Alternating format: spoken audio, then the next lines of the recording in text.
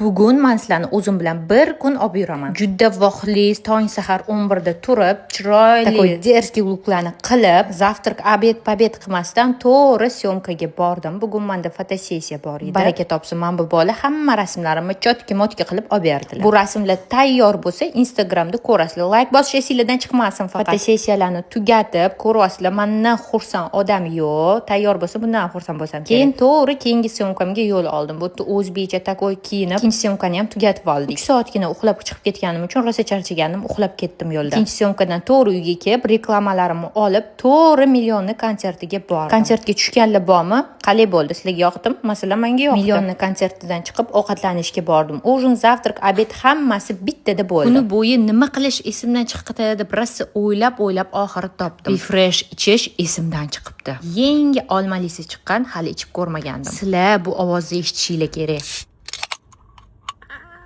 Menga prям yoqdi. Sizlar ham обязательно ichib ko'rishinglar shart. Korzinkalardan, ko'chadagi любой boshqa do'konlardan ham topsanglar bo'ladi. To'g'risini aytsam, menga anorlisi bilan limonlisi ham juda ham yoqadi. Refreshimni ichib, to'g'ri uyga keldimda yana lukimni alishtirib oldim, chunki menda yana keyingi 3-syomka bor edi. 1,5 minutli videoga butun kunimni sig'dirishga harakat qildim. O'zi lekin rostdan ham juda ham ko'p ish qilardim. Paka.